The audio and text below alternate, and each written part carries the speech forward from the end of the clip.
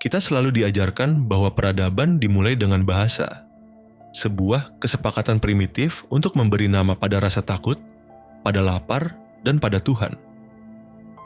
Suara adalah perekat yang menahan bata-bata realitas kita agar tidak runtuh. Tanpa suara, kita hanyalah entitas biologis yang terisolasi dalam tengkorak masing-masing, menatap kehampaan dengan teror yang tak terkatakan. Namun, apa yang terjadi jika sebuah masyarakat memutuskan bahwa suara adalah inefisiensi? Bahwa bahasa verbal adalah teknologi usang yang menghambat laju evolusi? Selamat datang di Etelgard. Atau lebih tepatnya, sisa-sisa dari apa yang pernah disebut sebagai puncak pencapaian intelektual manusia. Di peta sejarah yang telah terhapus, Etelgard bukan sekadar kota. Ia adalah eksperimen sosiologis terbesar yang pernah dilakukan di atas muka bumi. Sebuah utopia yang menjanjikan pemahaman total, empati absolut, dan penghapusan segala bentuk konflik yang lahir dari miskomunikasi. Hari ini kita berdiri di atas puing-puing ambisi tersebut. Kita akan membedah anatomi dari entropi sosial yang melanda kota ini. Kita akan melihat bagaimana keinginan untuk terhubung secara sempurna justru melahirkan isolasi eksistensial yang paling absolut. Ini bukan cerita tentang perang nuklir, bukan tentang wabah penyakit. Ini adalah cerita tentang bagaimana sebuah kota lupa cara berbicara dan dalam prosesnya lupa cara menjadi manusia. Ini adalah kronik dari kesunyian. Untuk memahami kehancuran, kita harus terlebih dahulu mengagumi fondasinya. Tahun-tahun awal era penyatuan di Etelgard ditandai dengan penemuan teknologi yang disebut The Link. Sebuah interface saraf atau antarmuka neural yang memungkinkan transmisi pikiran murni dari satu individu ke individu lain tanpa perantara gelombang suara. Bayangkan dunia di mana Anda tidak perlu lagi menyusun kalimat. Tidak ada lagi jeda canggung untuk mencari kata yang tepat. Tidak ada lagi maksud saya bukan begitu. The Link menawarkan transfer konsep, emosi, dan memori secara instan. Itu adalah janji surga digital. Para sejarawan menyebut periode ini sebagai The Great Hush atau keheningan agung. Pada awalnya, perubahan itu disambut sebagai kemenangan efisiensi. Rapat-rapat dewan kota yang biasanya memakan waktu berjam-jam, selesai dalam hitungan menit lewat konsensus neural. Tingkat kejahatan turun drastis karena niat jahat dapat terdeteksi oleh jaringan kolektif sebelum dieksekusi. Etelgard menjadi kota paling efisien, paling aman, dan paling produktif dalam sejarah. Namun, di balik fatamorgana kemajuan ini, sebuah degradasi kognitif yang halus mulai mengakar. Manusia adalah makhluk yang didesain untuk bergulat dengan bahasa. Proses mengubah pikiran abstrak menjadi kata-kata adalah latihan kognitif yang membentuk kesadaran diri kita. Saat proses itu dihilangkan, saat berpikir digantikan dengan mengunduh persepsi orang lain, batas antara diri sendiri, the self, dan orang lain, the other, mulai kabur. Struktur sosial mulai berubah, seni berdebat mati. Puisi kehilangan rimanya karena rima membutuhkan bunyi. Musik masih ada, tapi tidak lagi didengar melalui telinga. Ia diinjeksikan langsung ke korteks auditori sebagai data mentah. Laring manusia perlahan menjadi organ vestigial, sisa evolusi yang tidak lagi berguna, sama seperti usus buntu. Otot-otot rahang melemah. Pita suara mengering. Generasi baru yang lahir pasca The Link bahkan tidak diajarkan cara berbicara. Bagi mereka, membuka mulut untuk mengeluarkan suara adalah tindakan barbar, primitif, dan sangat tidak sopan. Masyarakat Etelgard mabuk oleh konektivitas. Mereka merasa tidak pernah sendirian. Bagaimana mungkin Anda merasa sepi jika Anda bisa merasakan detak jantung kolektif jutaan orang di dalam kepala Anda? Tetapi, ini adalah jebakan apati massal. Karena ketika semua orang setuju, ketika semua orang merasakan hal yang sama secara instan, tidak ada lagi urgensi untuk peduli. Empati yang dimekanisasi kehilangan esensi kemanusiaannya. Emosi menjadi sekadar notifikasi sistem. Kesedihan seseorang hanyalah glitch kecil dalam aliran data yang maha luas. Mereka menukar kekacauan suara manusia dengan ketertiban biner mesin. Dan mereka tidak menyadari bahwa dalam ketertiban yang sempurna itu, benih kehancuran sedang menunggu momen untuk berkecambah. Sistem The Link tidak dirancang untuk menampung beban dari jiwa manusia yang sesungguhnya. Ia hanya dirancang untuk data, dan manusia pada dasarnya bukanlah data. Kita adalah kekacauan yang mencoba mencari bentuk. Dan ketika kekacauan itu tidak bisa disuarakan, ia akan mencari jalan keluar lain, atau meledak ke dalam. Lalu datanglah hari itu. Hari di mana server pusat Etelgard, The Core, berkedip satu kali. Hanya 1 milidetik. Sebuah anomali kecil yang seharusnya tidak berarti apa-apa. Tapi dalam jaringan di mana pikiran jutaan orang saling terikat, satu kesalahan kecil bukan sekadar bug. Itu adalah lobotomi massal. Kejadiannya tidak seperti ledakan bom. Tidak ada api, tidak ada asap yang membubung ke angkasa. Kiamat di Etelgard datang dalam bentuk format ulang. Pada pukul 14.02 waktu setempat, The Core mengalami critical failure. Protokol keamanan sistem dalam upaya panik untuk menyelamatkan integritas data melakukan emergency wipe pada memori jangka pendek seluruh pengguna yang terhubung. Dalam sekejap mata, jutaan penduduk Etelgard terlempar keluar dari surga digital mereka. Mereka terbangun di dalam tubuh fisik yang sudah puluhan tahun mereka abaikan. Tapi ada satu masalah fatal. Jaringan itu bukan hanya tempat mereka berkomunikasi. Itu adalah tempat mereka menyimpan memori prosedural. Cara mengoperasikan mesin, cara memasak, cara menulis, dan yang paling mengerikan, cara memproduksi suara.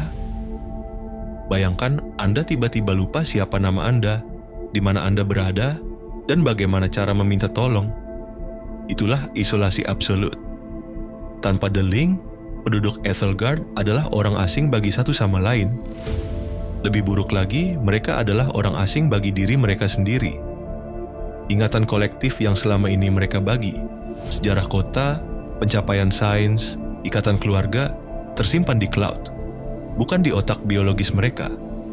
Dan cloud itu baru saja hangus, mereka menjadi bayi dalam tubuh orang dewasa. Terjebak dalam anomali sistemik, di mana perangkat keras, tubuh, masih berfungsi, tapi perangkat lunak, jiwa garis miring kesadaran, telah terkorup. Kota itu tidak runtuh karena perang saudara. Kota itu mati karena ketidakberdayaan. Dalam waktu 3 minggu, Etelgard berubah dari puncak peradaban menjadi makam beton raksasa. Mereka mati perlahan di dalam apartemen pintar mereka, dikelilingi oleh teknologi canggih yang tidak lagi bisa mereka perintah. Mereka mati dalam kesunyian karena bahkan di detik-detik terakhir pun mereka tidak mampu mengucapkan selamat tinggal. Suara terakhir Etelgard bukanlah jeritan manusia, melainkan suara mesin-mesin otomatis yang perlahan mati kehabisan daya.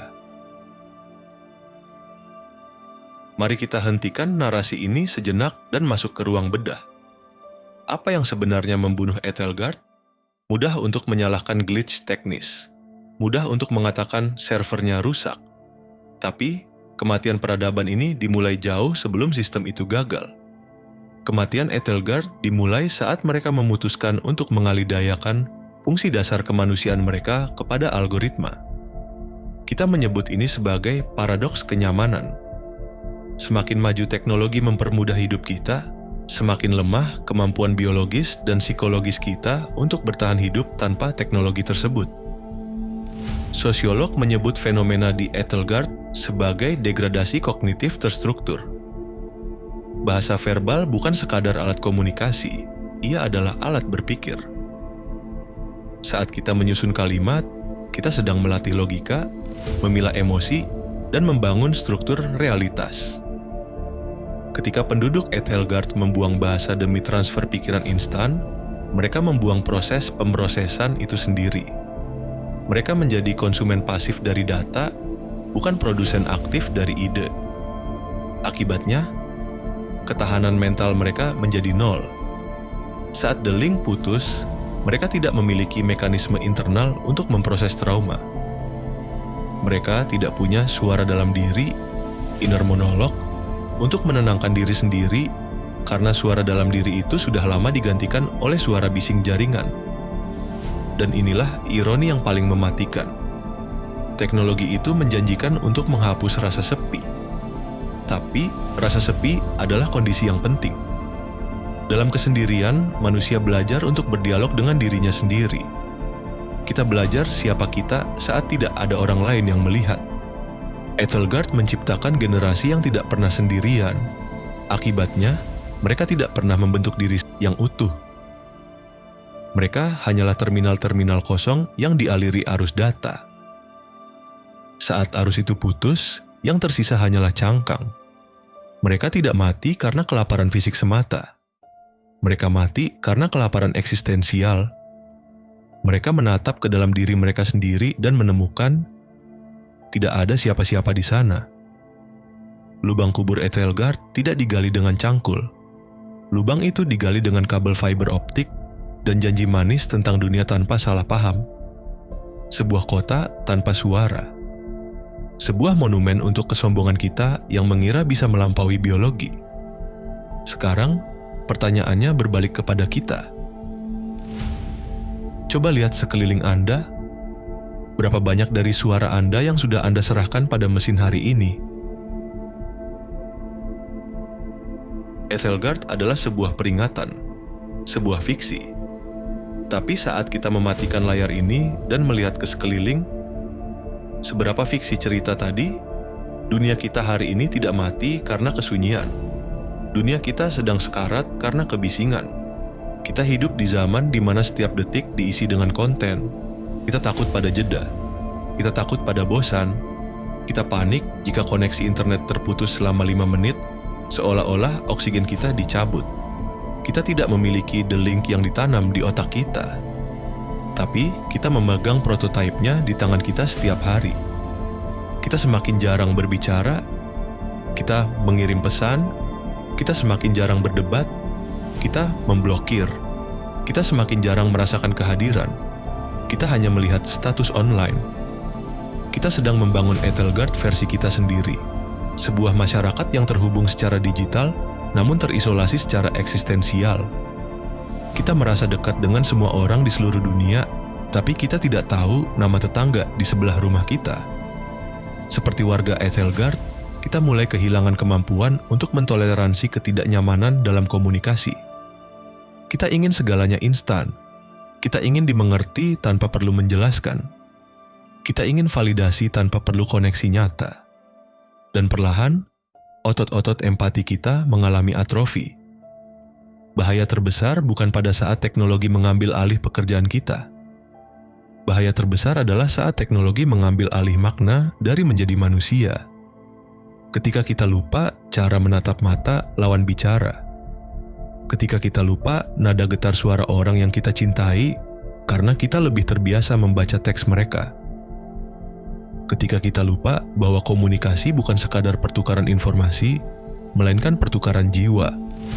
Ethelgard runtuh karena mereka lupa bahwa suara manusia dengan segala ketidaksempurnaan, kegagapan, dan jedanya adalah bukti bahwa kita hidup, bahwa kita nyata. Jadi, apa yang bisa kita pelajari dari reruntuhan kota tanpa suara itu? Mungkin kita perlu belajar untuk kembali bising dengan cara yang benar. Bukan bising oleh notifikasi, tapi bising oleh percakapan. Matikan alat sinkronisasi Anda sejenak. Temui seseorang, bicaralah. Dengarkan suara mereka bukan lewat earphone, tapi lewat udara yang bergetar di antara kalian. Karena suatu hari nanti, entah karena glitch sistem atau karena waktu yang habis, layar akan menjadi gelap, sinyal akan hilang. Dan saat momen itu tiba, satu-satunya yang akan menyelamatkan kita dari kehampaan adalah suara satu sama lain. Jangan biarkan kotamu runtuh dalam diam. Terima kasih telah menyimak arsip ini. Jika frekuensi ini resonan dengan pikiran Anda, tinggalkan jejak sebelum Anda kembali ke kebisingan dunia luar. Saya tanpa nama, sampai jumpa di investigasi berikutnya.